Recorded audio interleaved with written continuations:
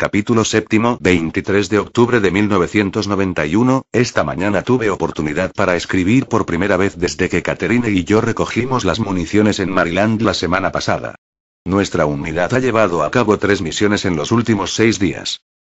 En total, la organización es responsable de más de 200 acciones aisladas en diferentes partes del país, según las noticias. Estamos ahora en lo más intenso de una guerra de guerrillas.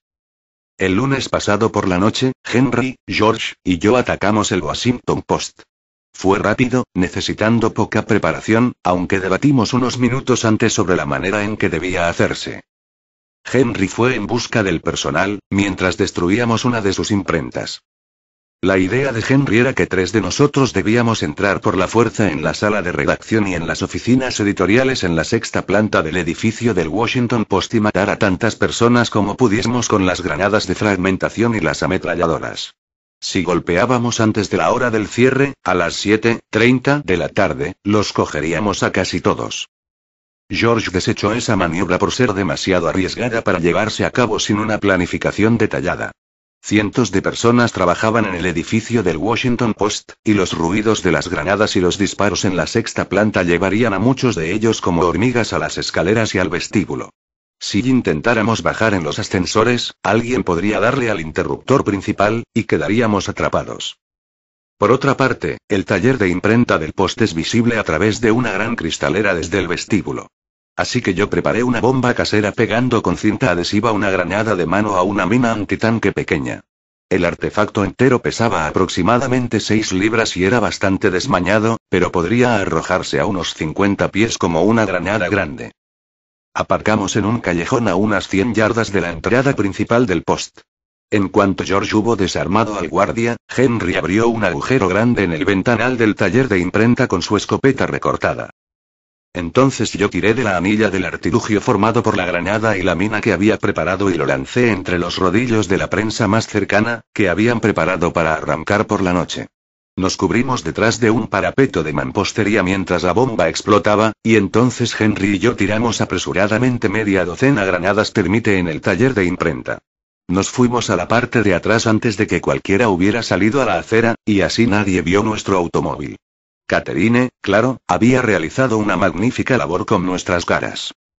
La mañana siguiente el Post apareció en las calles sobre una hora más tarde de lo habitual, y todos los suscriptores se quedaron sin sus periódicos, puesto que las ediciones tempranas habían sido eliminadas, pero por otra parte el Post no había sufrido daños graves.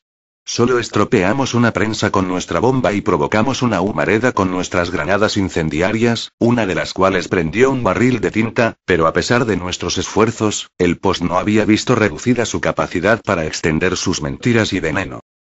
Realmente nos mortificamos por este resultado. Quedó claro que de forma tonta habíamos corrido un riesgo desproporcionado para unos resultados tan pobres. Decidimos que, en el futuro, no emprenderíamos ninguna misión por propia iniciativa hasta que no estudiáramos cuidadosamente el objetivo y nos convenciésemos de que merecía la pena el riesgo. No podemos permitirnos el lujo de golpear al sistema simplemente por golpear, o nos volveremos como un ejército de mosquitos que intentan picar a un elefante hasta matarlo. Cada golpe debe calcularse cuidadosamente por su efecto. La idea de Henry de atacar la redacción del Post y la sala editorial parece mucho mejor viendo lo ocurrido. Debíamos habernos retirado durante unos días para elaborar un plan adecuado que hubiera destruido el Post, en lugar de la incursión a medias contra las imprentas. Todo lo que hicimos en realidad fue poner en guardia al Post y hacer cualquier futura incursión mucho más arriesgada. Nos consolamos un poco la mañana después de la acción. Sospechamos que la redacción había empleado la mayor parte de la noche en sus oficinas escribiendo una nueva versión sobre los sucesos de la tarde y estarían, por consiguiente, hasta tarde antes de marcharse a casa, así que decidimos hacerle una visita a uno de ellos. Después de examinar el periódico, escogimos al editor que había escrito un artículo muy odioso contra nosotros. Sus palabras destilaban un odio talmúdico. Los racistas como nosotros, decía él, no merecen ni la menor consideración por parte de la policía o cualquier ciudadano decente. Nos debían disparar de inmediato como a perros rabiosos. Un contraste evidente con su preocupación habitual con los violadores y asesinos negros y sus diatribas contra la brutalidad policial y los reaccionarios. Puesto que su editorial era una incitación al asesinato, nos pareció apropiado darle de su propia medicina. Henry y yo cogimos un autobús en el centro de la ciudad y después detuvimos un taxi con un conductor negro. Para cuando paramos frente al camino de la entrada de la casa del editor en Silver Spring, el negro estaba muerto en el maletero. Yo esperé en el taxi mientras Henry tocaba el timbre y le dijo a la mujer que tenía que entregar un paquete para el post y que necesitaba una firma en el recibo. Cuando unos momentos más tarde, el editor apareció en albornoz y somnoliento, en la puerta, Henry prácticamente lo partió por la mitad con 2 tiros que le descerrajó con la escopeta recortada que llevaba bajo el abrigo. El miércoles, nosotros 4, Catherine conducía el automóvil, destruimos por completo el repetidor de televisión más potente del área de Washington. Aquello era peligroso y había momentos en que pensaba que no lograríamos escapar. Todavía no está claro qué efecto están teniendo nuestras acciones sobre el público en general. La mayor parte se ocupa de sus asuntos como hace siempre. Sin embargo, ha habido consecuencias. La Guardia Nacional de una docena de estados ha sido convocada para reforzar las fuerzas de la policía local, y hay contingentes de guardias estacionados delante de cada edificio gubernamental de Washington, de los medios de comunicación más importantes de varias ciudades y de las casas de centenares de funcionarios del gobierno. Dentro de una semana, sospecho que cada diputado, juez federal, y burócrata del gobierno federal desde el nivel de secretario adjunto hacia arriba, se habrá asignado un guardaespaldas permanente. Todos los sacos de arena, ametralladoras y los uniformes khaki que uno está empezando a ver por todas partes en Washington no nos facilitan las cosas pero pueden despertar la conciencia del público, aunque estoy seguro de que la situación es menos dramática en Iowa que aquí. Nuestra mayor dificultad es que el público nos vea a nosotros y todo lo que hacemos solo a través de los medios de comunicación. Podemos hacer bastante ruido para que los medios de comunicación no puedan permitirse ignorarnos o restarnos importancia, así que están usando la táctica opuesta de inundar al público con falsedades, verdades a medias y mentiras sobre nosotros. Durante las últimas 2 semanas han estado dándonos un buen repaso, sin descanso, intentando convencer a todos de que somos la encarnación de mal, una amenaza a todo lo decente, noble y que merece la pena. Han desatado todo el poder de los medios de comunicación de masas sobre nosotros. No solo el habitual tratamiento parcial de las noticias, sino bastantes artículos de fondo en los suplementos del domingo, completados con fotografías falsificadas de reuniones y actividades de la organización, discusiones de expertos en la televisión. Algunas de las historias que han inventado sobre nosotros son extremadamente inverosímiles, pero tengo miedo de que el pueblo americano sea tan incauto para creerlas. Lo que está pasando ahora recuerda la campaña de los medios de comunicación contra Hitler y los alemanes en los años 40. Las historias sobre Hitler con ataques de furia y mordiendo las alfombras, planes alemanes falsificados para la invasión de América, bebés despellejados para hacer lámparas y luego convertirlos en jabón, las muchachas secuestradas y enviadas a granjas de sementales. Los judíos convencieron al pueblo americano de que esas historias eran verdad, y el resultado fue la Segunda Guerra Mundial, con millones de lo mejor de nuestra raza eliminados salvajemente, por nosotros, y toda Europa oriental y central convertida en un enorme campo de prisioneros comunista. Ahora parece que el sistema ha tomado la decisión, una vez más, de aumentar el estado de histeria bélica del público en contra de nosotros presentándonos como una amenaza más grande de lo que realmente somos. Nos han convertido en los nuevos alemanes y el país está siendo preparado psicológicamente. Así, el sistema se está esforzando más de lo que nosotros hubiéramos imaginado en despertar la conciencia del pueblo sobre nuestra lucha. Lo que me preocupa es mi sospecha de que las jerarquías del sistema realmente no están preocupadas por nuestra amenaza contra ellos y están usándonos cínicamente como una excusa para llevar a cabo ciertos proyectos de sus propios planes, como el programa del pasaporte interior. A nuestra unidad se le asignó la tarea general, después del ataque con bombas contra el FBI, de combatir los medios de comunicación en esta área a través de la acción directa, así como a otras unidades le fueron asignadas otras armas del sistema como objetivos. Pero está claro que no podemos ganar solo con la acción directa. Hay demasiados de ellos y pocos de nosotros. Debemos convencer a una parte importante del pueblo americano de que lo que estamos haciendo es, al mismo tiempo, necesario y apropiado. Lo último es tarea de la propaganda, y hasta ahora no hemos tenido mucho éxito. Las unidades 2 y 6 son principalmente responsables de la propaganda en el área de Washington, y sé que los miembros de la unidad 6 han esparcido toneladas de octavillas en las calles. Henry recogió una de una acera del centro ayer. Aunque me temo que las octavillas solas no pueden hacer mucho contra los medios de comunicación del sistema. Nuestro esfuerzo más espectacular en cuanto a la propaganda ocurrió aquí el miércoles pasado, y acabó en un desastre enorme. El mismo día que nuestra unidad voló la estación de televisión, 3 hombres de la unidad 6 tomaron una estación de radio y empezaron a transmitir un llamamiento al pueblo para que se uniera a nuestra lucha por destruir el sistema.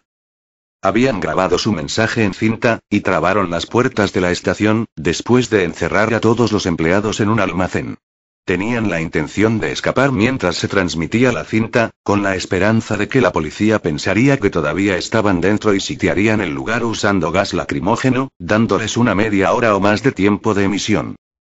Pero la policía llegó antes de lo esperado y atacó la estación casi inmediatamente, atrapando a nuestros hombres dentro. 2 murieron en el tiroteo y el tercero no se espera que sobreviva. El mensaje de la organización estuvo en antena menos de 10 minutos. Aquellas fueron las primeras bajas que sufrimos aquí, pero solo habían liquidado la unidad 6. Sus restantes miembros, 2 mujeres y un hombre, han pasado temporalmente a la nuestra. Con uno de sus miembros en manos de la policía, tenían que abandonar su cuartel general inmediatamente. Con esto perdimos una de las 2 imprentas de la organización en el área de Washington, aunque pudimos recuperar la mayor parte de sus materiales de impresión y el equipo más ligero. Y ganamos su camioneta de reparto, que sería muy útil si se quedaban aquí. 28 de octubre, anoche tuve que hacer lo más desagradable que me han ordenado desde que me uní a la organización hace 4 años. Participé en la ejecución de un amotinado. Harry Powell era el jefe de la unidad 5.